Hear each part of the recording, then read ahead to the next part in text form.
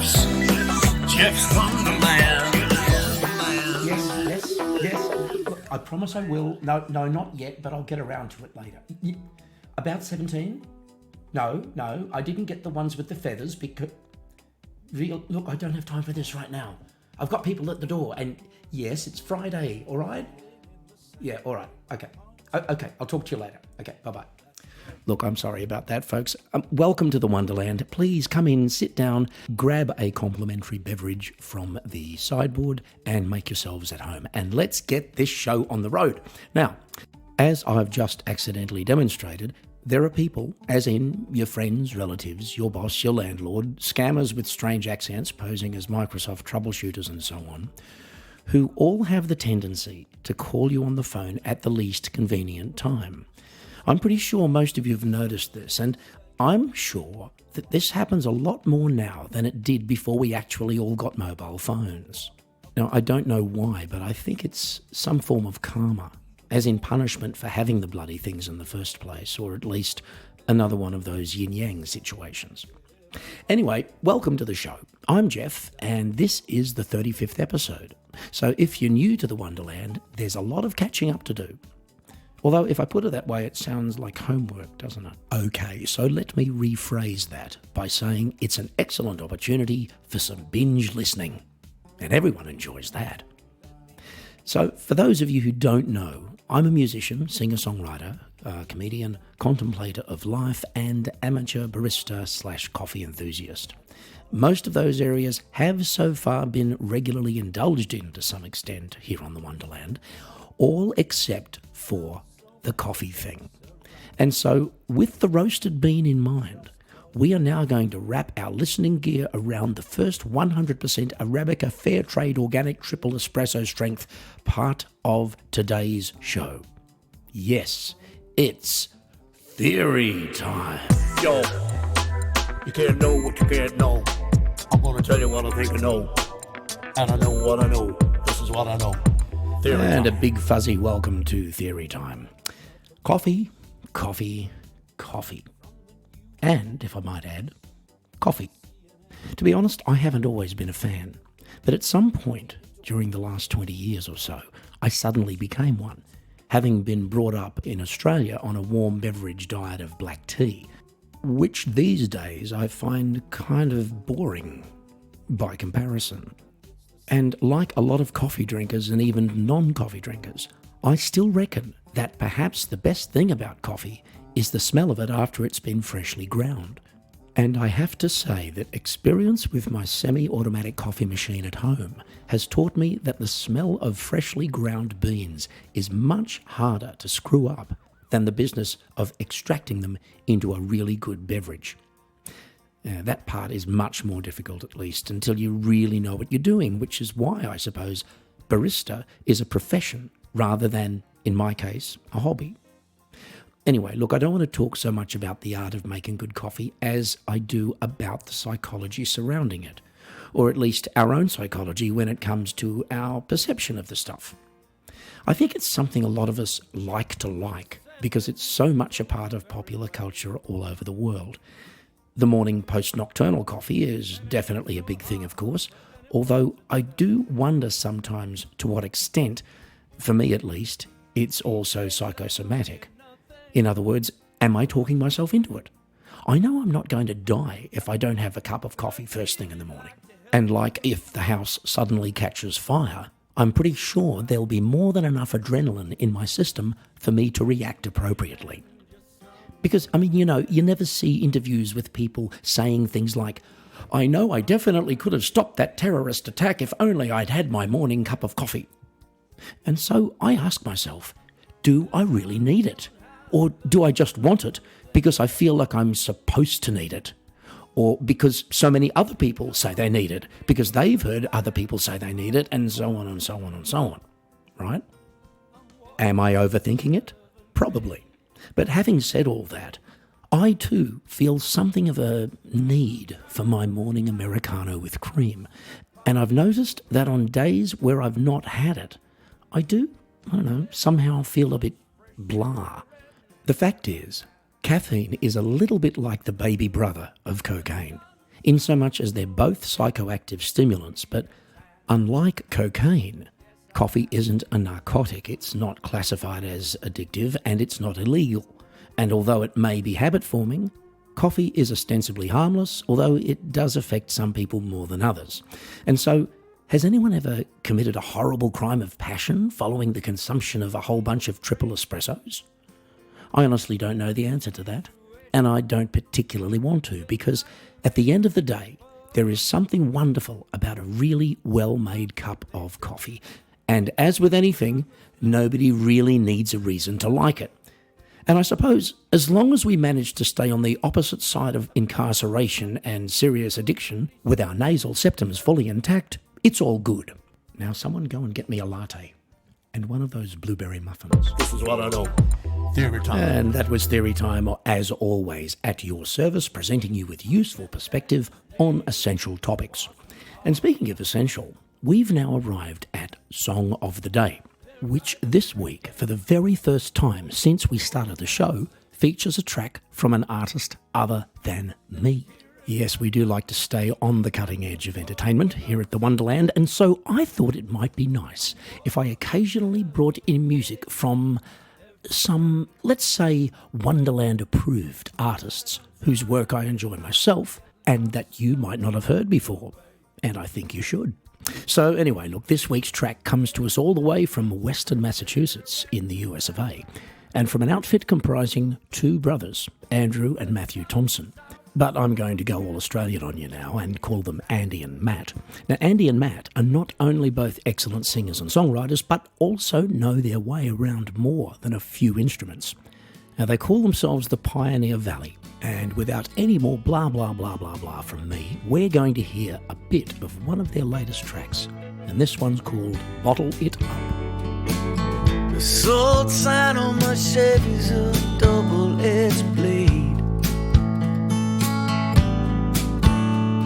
Life that I fumbled finally crumbled by the end of the day. Let her say she was leaving and don't know why. The last 100 days I was really doing good this time. Send it off and ship it out. Push it down and forget about it. Keeping the pain of this broken love I carry around. I bottled it up. I bottled it up. Riding waves of my life, its ups and downs. Get too high and crash and you just might drown. Form a laugh or distractions, fake a smile on my face. Never reaching the roots that might make a real change. Send it off and ship it out. Push it down and forget about it. Keeping the pain of this broken love I carry around. I bottled it up. I bottled it up.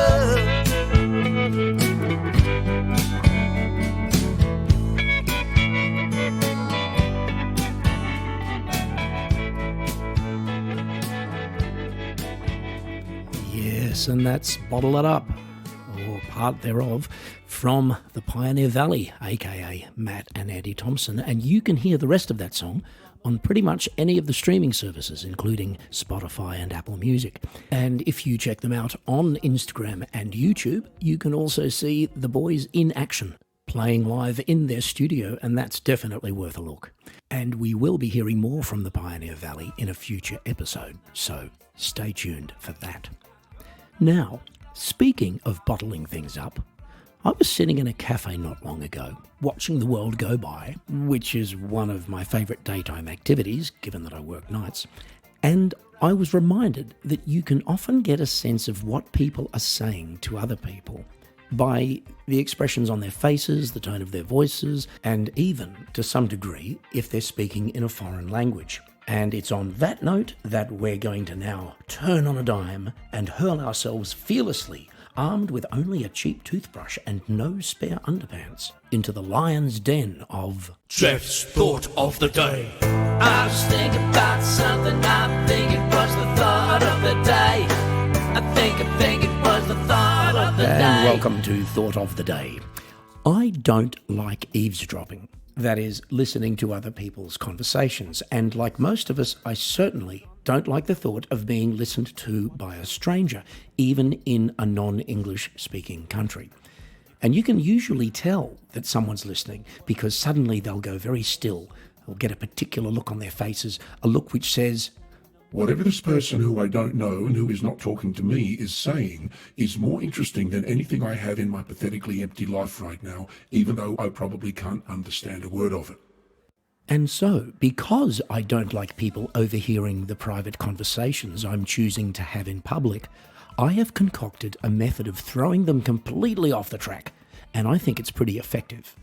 Particularly if I suspect that that stranger listening to me may not actually be very familiar with the language I'm speaking.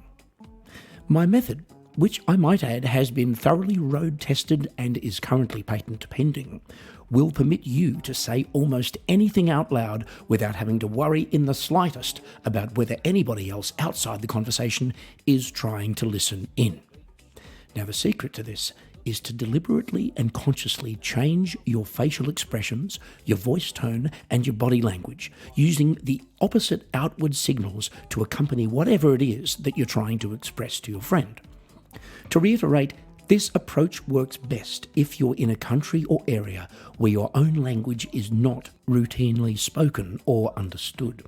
For example, if you are saying something to your friend like, "If I ever see that guy again, I'm going to throw my drink in his face, knee him in the crutch, and set his hair on fire."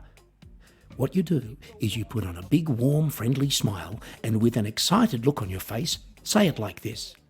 "Do you know, if I ever see that guy again, I'm going to throw my drink in his face, knee him in the crutch, and set his hair on fire."